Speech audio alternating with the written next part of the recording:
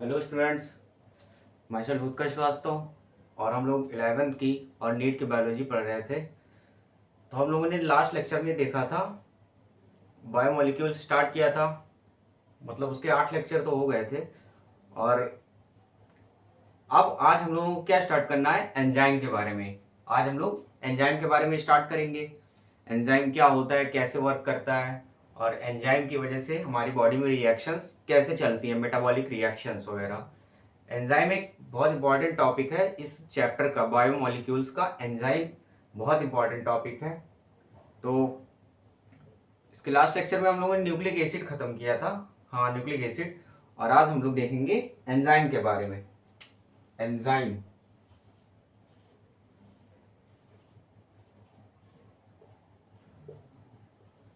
Enzyme क्या होता है? एक कैटालिटिक होता है। कौन सा? Bio catalyst. एंजाइम क्या है आपका? क्या है एंजाइम? बायो कैटलिस्ट है। अब ये बायो कैटलिस्ट इसलिए है क्योंकि ये लिविंग चीजों में ही, मतलब लिविंग ऑर्गेनिज्म में ही जो लिविंग रिएक्शन होंगी उनमें ये एंजाइम यूज होगा, और उस रिएक्शन के रेट को ये बढ़ा देता है। मतलब जो रिएक्शन ज्यादा टाइम लेगी सबस्ट्रेट से प्रोडक्ट में चेंज होने में, वो उस रिएक्शन में ये एंजाइम जाके उसके रेट को बढ़ा देगा, और सबस्ट्रेट से प्रोडक्ट बहुत कम टाइम में कन्वर्ट हो जाएगा, सबस्ट्रेट से प्रोडक्ट। और अल्टीमेट हम लोगों की मेटाबॉलिक रिएक्शन में प्रोडक्ट बनता है, तो उस प्रोडक्ट को बनाने में कम टाइम लगेगा with the help of this enzyme. With the help of enzyme. तो एंजाइम क्या होता है? It is a bio catalyst. It is a bio catalyst. Enzyme क्या है? बायो कैटलिस्ट है। बायो मतलब लिविंग ऑर्गेनिज्म में, बायो मतलब लिविंग ऑर्गेनिज्म में कैटलिस्ट के तौर पर एंजाइम वर्क करता है। लिविंग ऑर्गेनिज्म में कैटलिस्ट के तौर पर एंजाइम वर्क करता है। ऑलमोस्ट हमने बताया था कि जितने भी एंजाइम होते हैं वो कैसे होते हैं? प्रोटीन होते हैं, मतलब प्रोटीनेशियस होते हैं नेचर में, एक्सेप्ट राइबोजाइम और दो और, वो बताएंगे अभी। यहां पे लिखेंगे almost all enzymes all enzymes are proteinaceous in nature. Almost all enzyme are proteinaceous in nature. Nature में लगभग सभी एंजाइम प्रोटीनेशियस होते हैं। वो ऑलमोस्ट लग गया, मतलब कुछ ऐसे भी होंगे जो प्रोटीनेशियस नहीं होंगे। तो यहां पे देखेंगे एक्सेप्ट, किसको किसको छोड़कर? राइबोजाइम, राइबोजाइम और राइबो न्यूक्लियस। राइबोजाइम, राइबोन्यूक्लियस और टीलोमेरेज। टीलोमेरेज, ये राइबोजाइम, राइबोन्यूक्लियस और टीलोमेरेज ये आपके आरएनए नहीं ये आपके प्रोटीनेशियस नेचर के नहीं होते हैं। ये तीनों आपके क्या होते हैं? आरएनए हैं। ये तीनों आपके आरएनए हैं। राइबोजाइम, राइबोन्यूक्लियस और टीलोमेरेज ये आपके आरएनए नेचर के होते हैं। ये प्रोटीनेशियस नेचर के नहीं होते हैं। ये लिखेंगे। यहां पे देखेंगे हम लोगों ने, और यहां पे जो ये प्रोटीनेशियस नेचर होता है वो प्रोटीन का कौन सा प्रोटीन होता है, मतलब प्रोटीन का कौन सा स्ट्रक्चर होता है? तो यहां पे लिख लेंगे tertiary structure of protein. Tertiary structure of protein. Protein का टर्शरी स्ट्रक्चर जो होता है वही आपका एंजाइम फॉर्म करता है। अब देखेंगे यहां पे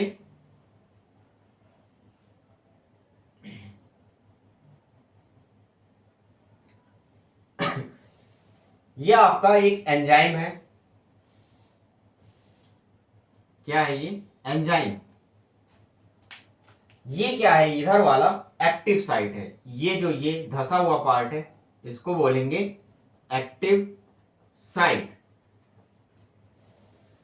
इस एक्टिव साइट में क्या होगा? हमारा सबस्ट्रेट आके बाइंड करेगा इस एक्टिव साइट में, क्या होगा, सबस्ट्रेट बाइंड, इस एक्टिव साइट में सबस्ट्रेट बाइंड होगा और क्या बनेगा, enzyme substrate complex, enzyme substrate complex, वो बाद में देखेंगे। इस एक्टिव साइट में क्या होगा, सबस्ट्रेट बाइंड होगा। अब ये जो इसका ये इसके अपोजिट दूसरा साइट होता है, ये इसको बोलते हैं एलोस्टेरिक साइट, एलोस्टेरिक साइट। इस एलोस्टेरिक साइट में क्या बाइंड होता है, आपका इनहिबिटर। इस एलोस्टेरिक साइट में आपका इनहिबिटर बाइंड होगा, इनहिबिटर बाइंड। ये जो इनहिबिटर जो इसमें बाइंड होता है वो जो एक्टिव साइट में जो सबस्ट्रेट बाइंड होगा उससे ये कॉम्पिटिट करेगा कि मैं जाऊंगा या तुम जाओगे पहले। तो ये आएगा आपका कॉम्पिटिटिव इनहिबिशन, ये आगे आएगा, मतलब इसके नेक्स्ट टॉपिक में आएगा आपका, जब तो उसमें पढ़ेंगे हम लोग। तो ये एंजाइम है, ये इसका एक्टिव साइट है जिसमें सबस्ट्रेट बाइंड होगा, ये इसका एलोस्टेरिक साइट है उसके अपोजिट डायरेक्शन में जिसमें इनहिबिटर बाइंड होगा। ये बना लेंगे।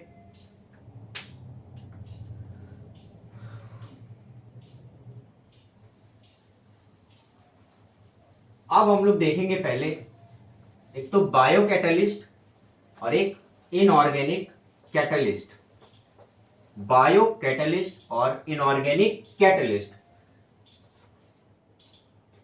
एंजाइम क्या है आपका, कैटलिस्ट ही है। बायो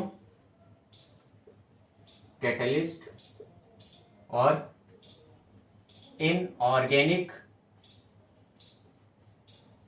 कैटलिस्ट, मतलब कैटलिस्ट ऐसी मशीनरी है, कैटलिस्ट ऐसी मशीन है जो रिएक्शन के रेट को बढ़ा देती है, जो रिएक्शन के रेट को बढ़ा देती है, वो क्या कहलाती है, आपकी कैटलिस्ट। अब ये बायो कैटलिस्ट है, मतलब लिविंग ऑर्गेनिज्म में होगा, तो ये क्या होगा आपका एंजाइम, और वो इनऑर्गेनिक कैटलिस्ट है। यहां पे देखेंगे बायो कैटलिस्ट और इनऑर्गेनिक, बायो कैटलिस्ट और इनऑर्गेनिक कैटलिस्ट।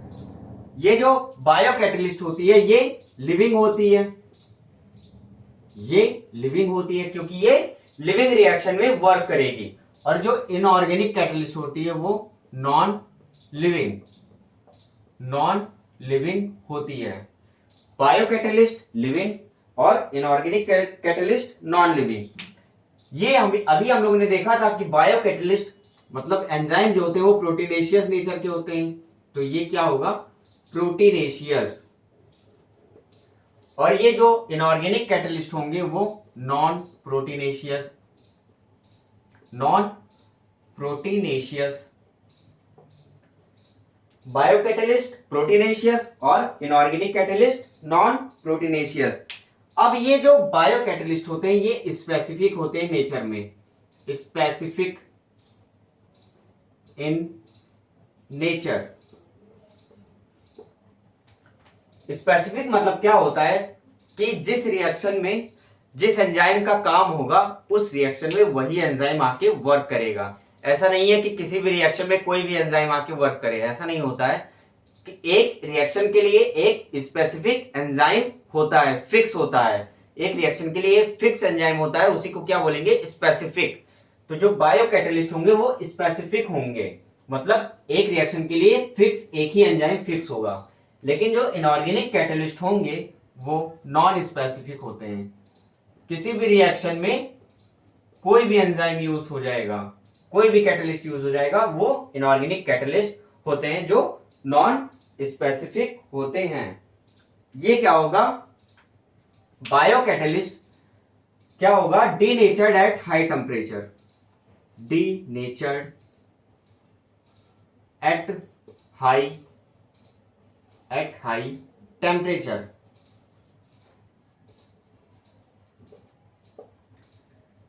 बायो कैटलिस्ट मतलब जो एंजाइम होते हैं, अगर बहुत ज्यादा टेम्परेचर में इस एंजाइम को रख दिया जाए, इस एंजाइम को बहुत ज्यादा टेम्परेचर में रख दिया जाए, मतलब 40 डिग्री के ऊपर, above 40 degree, above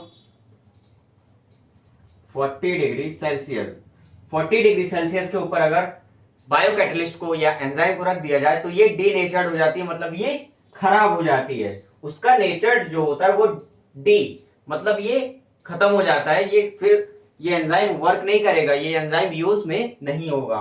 denatured at high temperature.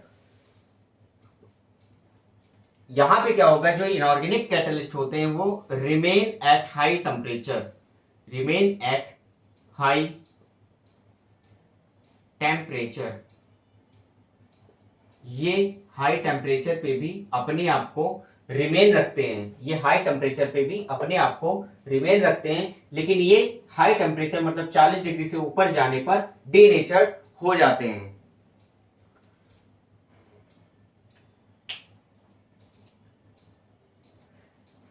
होता क्या है, कुछ ऐसे ऑर्गेनिज्म होते हैं जो हॉट जगह पे रहते हैं, मतलब जो बहुत गर्म जगह पे रहते हैं। उसमें क्या होता है, उस ऑर्गेनिज्म मतलब उनको क्या बोला जाएगा, थर्मोफिलिक ऑर्गेनिज्म। थर्मोफिलिक मतलब बहुत हॉट जगह पे रहने वाले, बहुत गर्म जगह पे रहने वाले, उनको बोलेंगे थर्मोफिलिक ऑर्गेनिज्म। अब उनके जो एंजाइम होते हैं वो 80 से 90 डिग्री टेम्परेचर में भी रहने पर भी वो उनके एंजाइम डीनेचर्ड नहीं होते हैं। 80 से 90 डिग्री के टेम्परेचर में भी रहने पर जो थर्मोफिलिक ऑर्गेनिज्म होते हैं उनके एंजाइम डीनेचर्ड नहीं होते हैं, तो वो यहां पे लिख लेंगे, और वो भी बायो कैटलिस्ट होते हैं।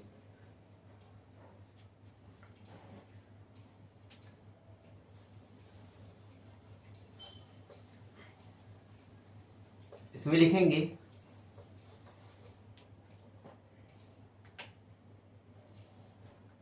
क्या लिखा था कि डीनेचर्ड एट हाई टेम्परेचर, इसमें क्या लिखा था, डीनेचर्ड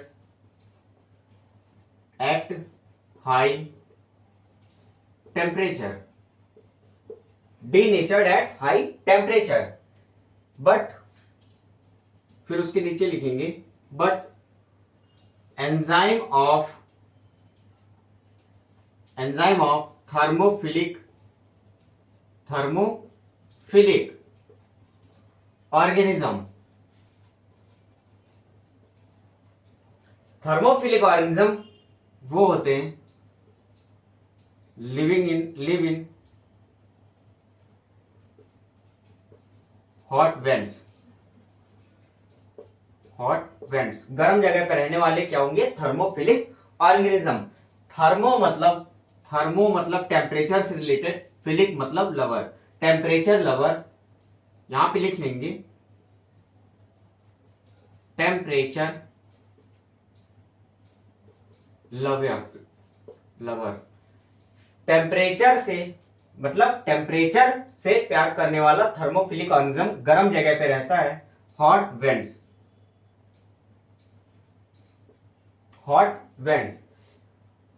और उसके enzyme, but enzyme of thermophilic organism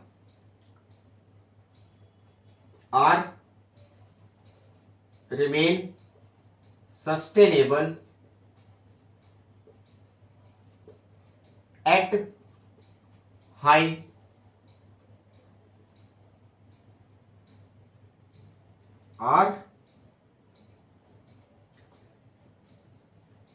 but enzyme of thermophilic organism are remain their catalytic power, उनकी जो कैटालिटिक पावर है वो रिमेन रहती है, देयर कैटालिटिक पावर मतलब रिएक्शन की रेट को बढ़ाने की क्षमता, catalytic power at very high temperature, कितना, up to 80 to 90 degree Celsius. जो थर्मोफिलिक ऑर्गेनिज्म होते हैं उनके एंजाइम का कैटालिटिक पावर रिमेन रहता है, मतलब बना रहता है 80 से 90 डिग्री के टेम्परेचर पर भी। तो ये क्या होंगे, थर्मोफिलिक ऑर्गेनिज्म के एंजाइम होंगे, ये लिख लेंगे।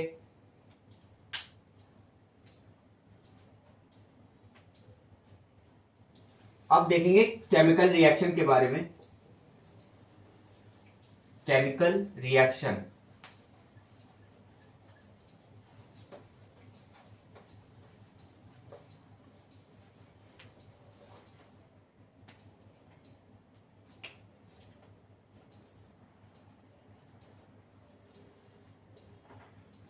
Chemical reaction. केमिकल रिएक्शन दो टाइप की हो सकती है, एक तो इनऑर्गेनिक और दूसरा ऑर्गेनिक। इनऑर्गेनिक और ऑर्गेनिक केमिकल रिएक्शन दो टाइप की, कौन कौन सी? इनऑर्गेनिक केमिकल रिएक्शन और दूसरा ऑर्गेनिक केमिकल रिएक्शन। हमें क्या पढ़ना है? Organic chemical reaction. इस ऑर्गेनिक केमिकल रिएक्शन में क्या होता है? ऑर्गेनिक केमिकल रिएक्शन में सबस्ट्रेट से प्रोडक्ट बनता है और प्रोडक्ट में क्या फॉर्म होगा? Biomolecule. Biomolecules formed. Organic chemical reaction में बायोमोलिक्यूल्स फॉर्म्ड होंगे। जब ये केमिकल रिएक्शन चलती है हमारी बॉडी में, मतलब लिविंग ऑर्गेनिज्म में, इन लिविंग ऑर्गेनिज्म, जब ये केमिकल रिएक्शन लिविंग ऑर्गेनिज्म में चलती है तब फिजिकल और केमिकल प्रॉपर्टीज जो उस रिएक्शन की होती हैं वो चेंज होती रहती हैं। तो in living organism change in physical and chemical properties. Living organism में जब ये केमिकल रिएक्शन होती है तो फिजिकल और केमिकल प्रॉपर्टीज भी चेंज होती रहती हैं। तो यहां पे जो अभी बताया था वो एक बार लिख लेंगे। ये सबस्ट्रेट से प्रोडक्ट बना। सबस्ट्रेट को लिखेंगे ऐसे, लिखेंगे अभी शॉर्ट में अब, और प्रोडक्ट को पी। सबस्ट्रेट को ऐसे लिखेंगे, प्रोडक्ट को पी। सबस्ट्रेट से प्रोडक्ट बना with the help of enzyme. With the help of enzyme. अब एक चीज देखेंगे कि जो रेट ऑफ रिएक्शन होती है, रेट ऑफ रिएक्शन, वो del P upon del T. P मतलब प्रोडक्ट, टी मतलब टाइम, मतलब कितने टाइम में कितना ज्यादा प्रोडक्ट बन गया, उसको क्या बोलेंगे? Rate of reaction. ये रेट ऑफ रिएक्शन, इसी को बोलेंगे वेलोसिटी। मतलब प्रोडक्ट बनने की वेलोसिटी कितनी है उसको बोलेंगे rate of reaction. Come time में प्रोडक्ट बनने की वेलोसिटी कितनी ज्यादा है उसको बोलेंगे रेट ऑफ रिएक्शन। जितनी ज्यादा प्रोडक्ट बनने की वेलोसिटी होगी उतना ही ज्यादा रेट ऑफ रिएक्शन होगा। मतलब रिएक्शन का रेट उतना ज्यादा होगा, मतलब रिएक्शन उतनी ज्यादा होगी। जितना जल्दी प्रोडक्ट बनेगा रिएक्शन उतनी फास्ट चलेगी और उतनी ज्यादा रिएक्शन हो जाएगी फिर। तो ये क्या है आपका? Rate of reaction. क्या है? Rate of reaction. ये लिखेंगे।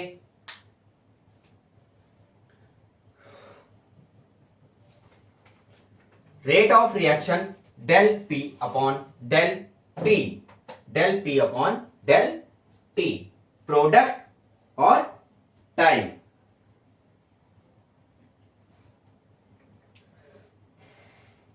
अगर यहां पे एंजाइम नहीं होता तो सबस्ट्रेट से प्रोडक्ट बनने में बहुत ज्यादा टाइम लगता और रेट ऑफ रिएक्शन तब स्लो होती। अगर यहां पे एंजाइम आ गया, सबस्ट्रेट से प्रोडक्ट बहुत जल्दी जल्दी बनेगा, इसका मतलब रेट ऑफ रिएक्शन फास्ट हो जाएगी। रेट ऑफ रिएक्शन फास्ट हो जाएगी। तो यहां पे क्या हुआ? एंजाइम जो होगा, enzyme increase the rate of reaction. मतलब एंजाइम ने आकर, एंजाइम इस रिएक्शन में इन्वॉल्व होकर रेट ऑफ रिएक्शन को बढ़ा दिया।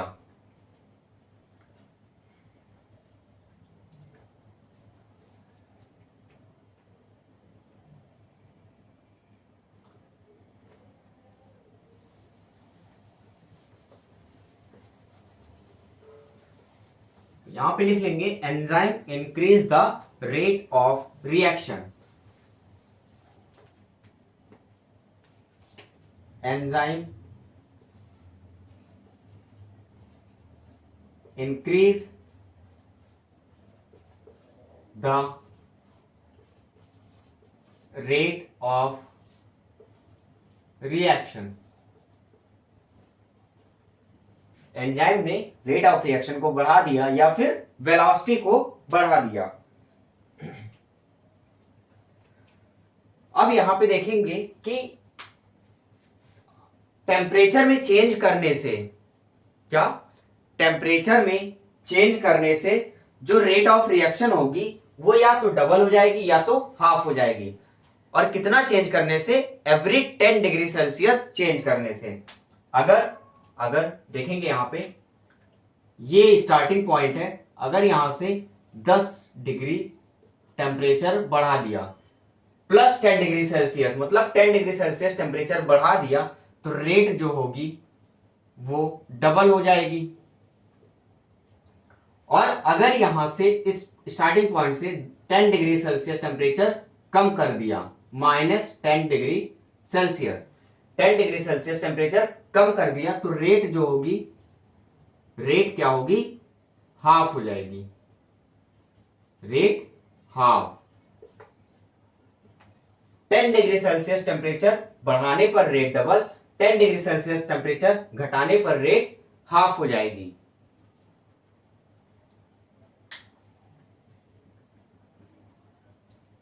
तो यहां पे लिख लेंगे रेट डबल और डिक्रीज्ड बाय हाफ,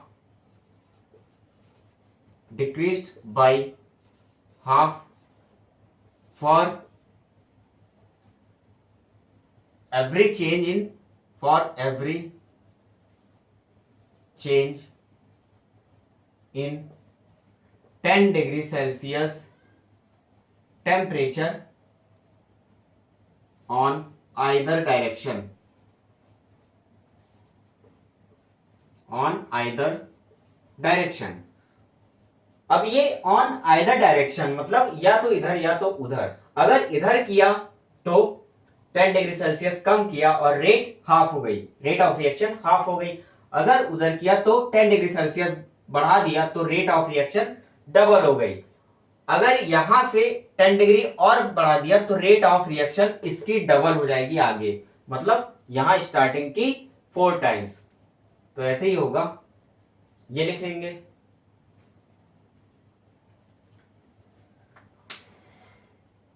अब देखेंगे साइटोप्लाज्म में एक रिएक्शन चलती है और उसमें क्या बनता है हमारा? Carbonic acid. साइटोप्लाज्म में रिएक्शन चलती है और उसमें कार्बोनिक एसिड बनता है। देखेंगे इन साइटोप्लाज्म, सेल के अंदर जो साइटोप्लाज्म था उसमें एक रिएक्शन चलती है। कौन सी reaction? H2O plus CO2, water molecule और कार्बन डाइऑक्साइड ये आपस में जुड़ के क्या बनाएंगे? H2CO3, carbonic acid. H2CO3 ये क्या है? आपका कार्बोनिक एसिड। हुआ क्या? जब ये रिएक्शन बिना एंजाइम के चल रही थी, जब ये रिएक्शन बिना एंजाइम के चल रही थी तो ये जो प्रोडक्ट बना था ये क्या है? आपका प्रोडक्ट। जो प्रोडक्ट बना इसके 200 मॉलिक्यूल बने और 1 घंटे में बिना एंजाइम के इस रिएक्शन में ये जो प्रोडक्ट बना ये कितना बना? 200, मतलब कार्बोनिक एसिड के 200 मॉलिक्यूल बने और 1 घंटे में। यहां पे लिखेंगे पहले without enzyme, without enzyme 200 molecule of H2CO3 formed. H2CO3 200 molecule of H2CO3 formed in an hour. 200 molecule H2CO3 एक घंटे में बना। जब एंजाइम आ गया, अब इन presence of enzyme, in presence of enzyme, in presence of enzyme, कौन सा एंजाइम यहां पे काम करेगा? Carbonic anhydrase. क्योंकि कार्बोनिक एसिड बन रहा है तो एंजाइम वर्क करेगा carbonic anhydrase.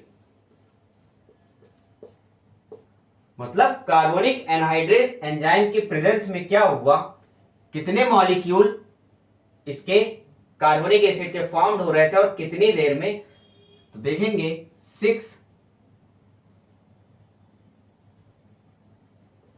Lakh molecule, 6 lakh molecule of H2CO3 are formed in every second. 6 lakh molecule of H2CO3 are formed in every second. ये क्या हुआ? किसके प्रेजेंस में? एंजाइम के प्रेजेंस में। इन presence of enzyme carbonic anhydrase, कौन सा enzyme? Carbonic anhydrase 6 lakh molecule एक सेकंड में बनने लगे और बिना एंजाइम के एक घंटे में 200 मॉलिक्यूल बन रहे थे। तो ये कितने का डिफरेंस आ गया? एंजाइम के आने से कितने का डिफरेंस आ गया? 10 मिलियन टाइम्स ज्यादा फास्ट रिएक्शन चलने लगी और 10 मिलियन टाइम्स ज्यादा प्रोडक्ट बनने लगे। So in presence of enzyme, in presence of enzyme 10 million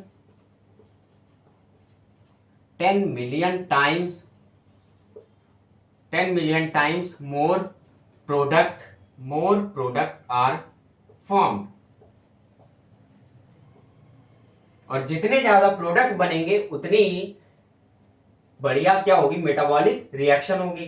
तो 10 मिलियन टाइम्स ज्यादा प्रोडक्ट बनने लगे एंजाइम के प्रेजेंस में।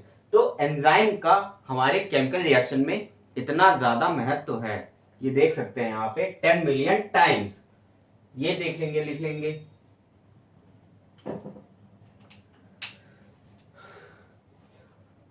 एंजाइम अगर नहीं था तो 200 मॉलिक्यूल बन रहे थे और एक घंटे में, और जब एंजाइम आ गया तो कितने? 6 लाख मॉलिक्यूल और एक सेकंड में। तो डिफरेंस देख सकते हैं 10 मिलियन टाइम्स।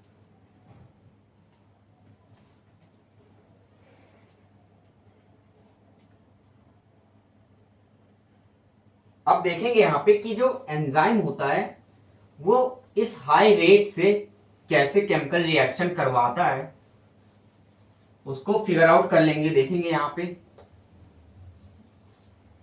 कैसे एंजाइम सबस्ट्रेट कॉम्प्लेक्स बनता है, एंजाइम सबस्ट्रेट एंजाइम से आके जुड़ता है, वो सब देखेंगे यहां पे।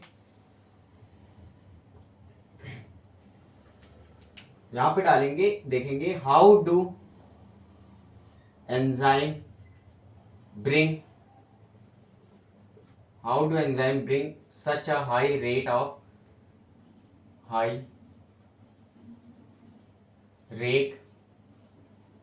Of reaction. मतलब इतना हाई रेट ऑफ रिएक्शन कैसे कर देता है एंजाइम, वो देखेंगे यहां पे। High rate of conversion, enzyme substrate बनेगा फिर कन्वर्ट होगा प्रोडक्ट में, वो देखेंगे हाई रेट ऑफ कन्वर्जन।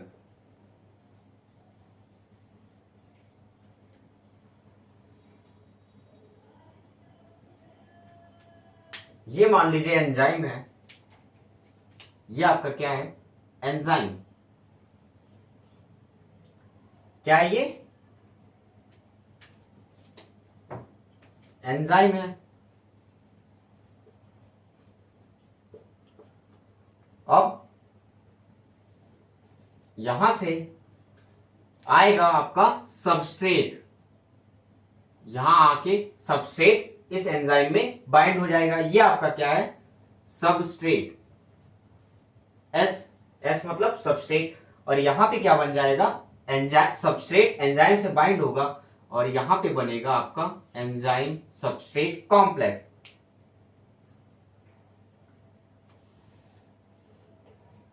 ये आपका क्या था, सबस्ट्रेट, यहां पे आके बाइंड हो गया और क्या बन जाएगा, enzyme substrate complex, enzyme substrate complex. ये सबस्ट्रेट एंजाइम से बाइंड हुआ और क्या बन गया, एंजाइम सबस्ट्रेट कॉम्प्लेक्स। अब ये जो एंजाइम सबस्ट्रेट कॉम्प्लेक्स होता है ये ट्रांजिशन स्टेट होती है। ये कैसा होता है, ट्रांजिशन अनस्टेबल, मतलब ये स्टेबल नहीं होता है तभी ये आगे चल पाता है। अगर स्टेबल हो जाता तो यहां यहीं पे रिएक्शन क्या हो जाती, रुक जाती। ये ट्रांजिशन मतलब बीच का स्टेज है, मतलब बिटवीन वाला बीच का स्टेज है, ट्रांजिशन स्टेट, अनस्टेबल। और यहां पे क्या होते हैं, बॉन्ड ब्रेक होते हैं और फॉर्म्ड होते हैं। तो यहां पे बॉन्ड ब्रेक एंड फॉर्म, मतलब पुराने बॉन्ड ब्रेक होते हैं, नए बॉन्ड फॉर्म्ड होते हैं। तो ये आपका किस में होगा, एंजाइम सबस्ट्रेट कॉम्प्लेक्स में। अब यहां पे क्या होगा, अब यहां पे ये जो एंजाइम है, एंजाइम सबस्ट्रेट कॉम्प्लेक्स है, अब इससे इस ये एंजाइम इस सबस्ट्रेट को प्रोडक्ट में कन्वर्ट कर देगा। तो यहां पे अब बन जाएगा आपका एंजाइम प्रोडक्ट कॉम्प्लेक्स। ये आपका क्या बन गया, प्रोडक्ट। ये आपका एंजाइम है और ये प्रोडक्ट है, पी मतलब प्रोडक्ट। ये क्या बन गया, enzyme product complex, enzyme product complex. अब यहां से क्या होगा, इस एंजाइम प्रोडक्ट कॉम्प्लेक्स से ये जो प्रोडक्ट है ये बाहर निकल जाएगा, यहां से ये प्रोडक्ट बाहर निकल जाएगा। ये क्या है आपके प्रोडक्ट, तो सबस्ट्रेट से प्रोडक्ट बन के बाहर निकल गया और बचा हुआ एंजाइम फिर से यहां पे आएगा, फिर दूसरा सबस्ट्रेट जुड़ेगा और ऐसे ही साइकिल चलती रहेगी। मतलब एंजाइम फिर से रीयूज हो जाएगा, एंजाइम रीयूज हो जाएगा। इसमें क्या दिखा कि एंजाइम रीयूज हो रहा है, एंजाइम खत्म नहीं होता है कभी। एंजाइम क्या होगा, रीयूज होगा, प्रोडक्ट बन के बाहर निकल जाएगा, एंजाइम यहां पे जाएगा, फिर दूसरा सबस्ट्रेट आएगा, फिर एंजाइम सबस्ट्रेट कॉम्प्लेक्स बनेगा, फिर यहां से एंजाइम सबस्ट्रेट कॉम्प्लेक्स से एंजाइम प्रोडक्ट कॉम्प्लेक्स बनेगा और यहां से प्रोडक्ट बाहर, फिर एंजाइम, ऐसी साइकिल चलती रहती है। तो यहां पे जो एंजाइम होगा, एंजाइम लिख लेंगे, एंजाइम जो होगा वो रीयूजेबल होगा, एंजाइम आपका रीयूजेबल होगा और ये कभी कंज्यूम नहीं होगा। Enzyme never consume, enzyme never consume मतलब ऐसा नहीं है कि एंजाइम कंज्यूम हो गया इसी रिएक्शन में, खत्म हो गया, नहीं, वो दूसरी रिएक्शन करने चली जाएगी जो उससे सुटेबल लगेगी। Enzyme never consume, it is reusable, इसको फिर से यूज किया जाएगा दूसरे रिएक्शन में, ये बना लेंगे।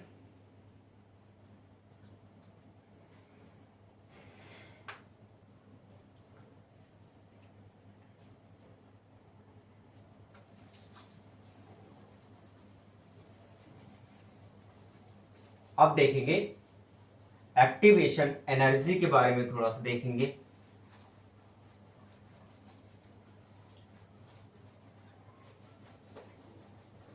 एक्टिवेशन एनर्जी,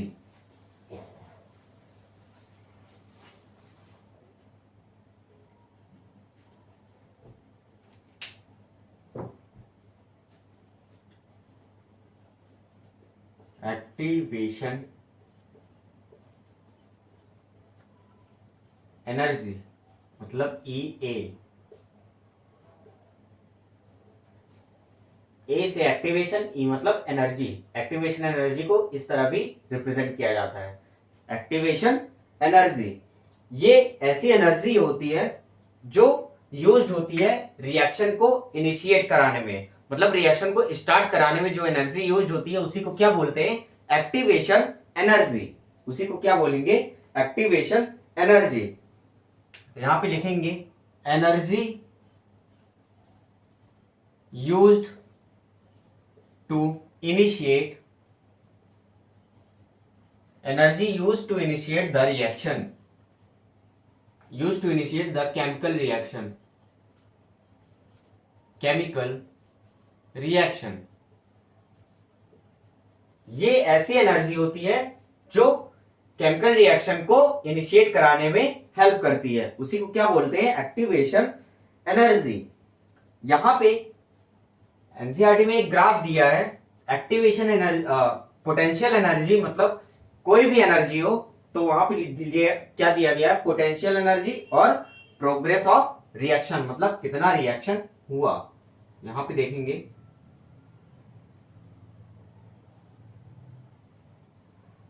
कौन सी एनर्जी, पोटेंशियल एनर्जी, ये पोटेंशियल एनर्जी और ये progress of reaction, progress of reaction, ये पोटेंशियल एनर्जी। अब यहां पे देखेंगे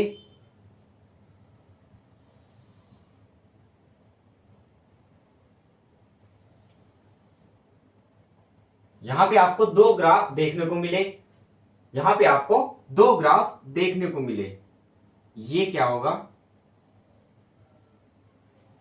ये यहां से सबस्ट्रेट है, ये सबस्ट्रेट है और फिर ये बीच का स्टेज मतलब ये ट्रांजिशन स्टेज और ये यहां पे आपका प्रोडक्ट है।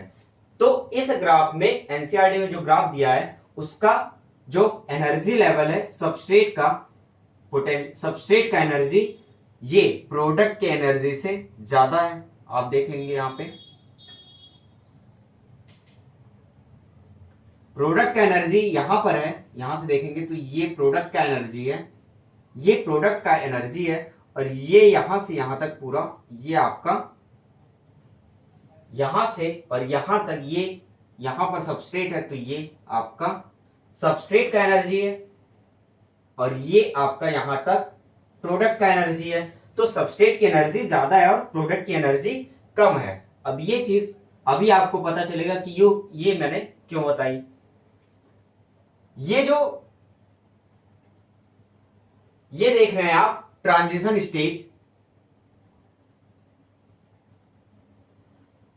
ये क्या है आपका, ये सॉरी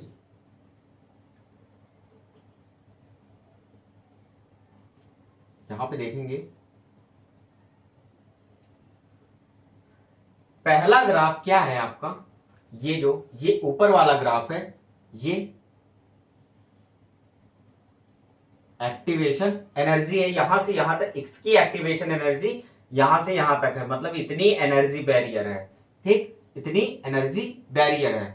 तो ये देखेंगे अब ये सबस्ट्रेट को प्रोडक्ट में कन्वर्ट करने के लिए इसमें ज्यादा टाइम लग रहा है, इसकी एनर्जी बैरियर ज्यादा है, इसलिए इसमें एंजाइम नहीं होंगे।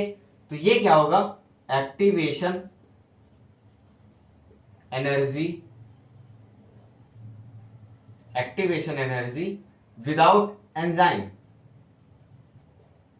Without enzyme. अब आप दूसरा वाला ग्राफ अगर देखेंगे, ये वाला, ये ग्राफ अगर आप देखेंगे तो इसकी एक्टिवेशन एनर्जी कम है क्योंकि इसमें एंजाइम इन्वॉल्व हो गया और सबस्ट्रेट से प्रोडक्ट जल्दी ही बन गया। ये क्या है आपका, एक्टिवेशन, एक्टिवेशन एनर्जी मतलब EA with enzyme, with enzyme. तो अब आप इन दोनों की हेल्प से एक लाइन लिख सकते हैं कि एंजाइम जो होगा वो इस एनर्जी बैरियर को मतलब एक्टिवेशन एनर्जी को रिड्यूस कर देता है, मतलब कम कर देता है। तो यहां से लिखेंगे enzyme enzyme reduce the energy barrier, enzyme reduce the energy barrier.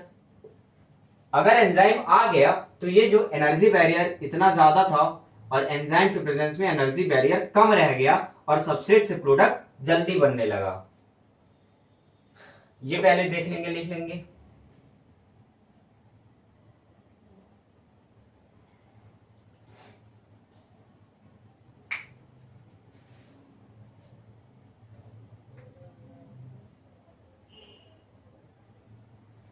अब आप देखेंगे कि इसमें सबस्ट्रेट की एनर्जी ज्यादा है और प्रोडक्ट की एनर्जी ये देखेंगे कम है। सबस्ट्रेट की एनर्जी ज्यादा है, यहां से देखेंगे तो पोटेंशियल एनर्जी सबस्ट्रेट की इस पॉइंट पर है और पोटेंशियल एनर्जी प्रोडक्ट की इस पॉइंट पर है।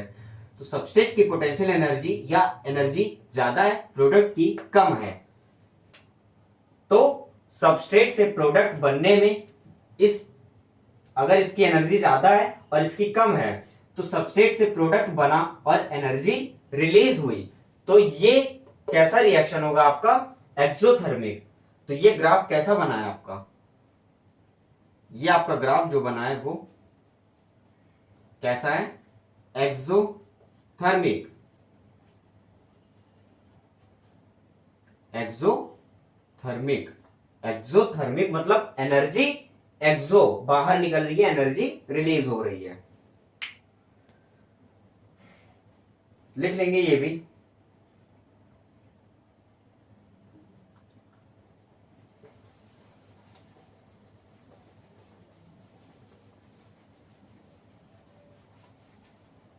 एक्सोथर्मिक रिएक्शन कब होगी और एंडोथर्मिक रिएक्शन कब होगी, लिख लेंगे।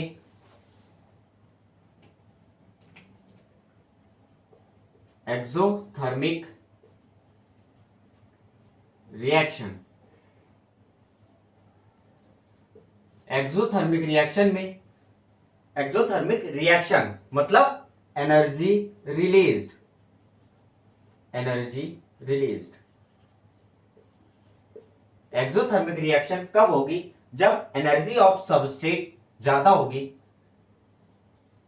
Energy of substrate more than energy of product. जब सबस्ट्रेट की एनर्जी प्रोडक्ट की एनर्जी से ज्यादा होगी तो देखेंगे यहां पे जैसे ये सबस्ट्रेट है, ये प्रोडक्ट है, सबस्ट्रेट की एनर्जी ज्यादा है और प्रोडक्ट की एनर्जी कम है, मतलब कुछ एनर्जी बाहर निकल गई होगी तभी प्रोडक्ट की एनर्जी कम हुई है। यहां पे ज्यादा एनर्जी थी और यहां पे कम हो गई, इसका मतलब बीच में कुछ एनर्जी बाहर निकल गई, एक्सो हो गई, तभी प्रोडक्ट की एनर्जी कम हो गई सबस्ट्रेट से।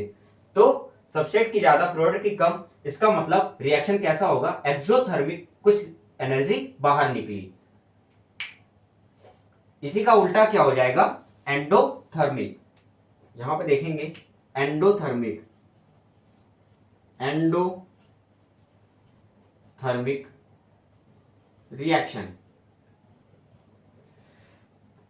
एंडोथर्मिक में क्या होगा? एंडो मतलब अंदर ले रहे हैं एनर्जी को, मतलब एनर्जी को हम कंज्यूम कर रहे हैं, energy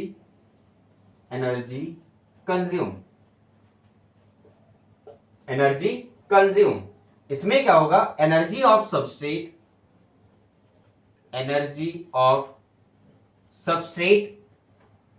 is less than energy of product. इसमें क्या होगा? अगर ये सबस्ट्रेट है, सबस्ट्रेट से प्रोडक्ट बना, इसकी एनर्जी कम थी बट इसकी ज्यादा हो गई। इसकी कम थी लेकिन इसकी ज्यादा कैसे हो गई? रिएक्शन में क्या हुआ होगा कि हमने कुछ एनर्जी को अंदर लिया होगा, कुछ एनर्जी को एंडो मतलब अंदर लिया होगा, तभी प्रोडक्ट की एनर्जी इस सबस्ट्रेट की एनर्जी से ज्यादा हो गई। तो यहाँ पे क्या हुआ, एनर्जी कंज्यूम नहीं हुआ। तो ये रिएक्शन कैसी होगी आपकी, एंडोथर्मिक रिएक्शन। कब होगी, जब सबस्ट्रेट की एनर्जी कम होगी और प्रोडक्ट की एनर्जी ज्यादा होगी। ये लिख लेंगे दोनों पॉइंट्स।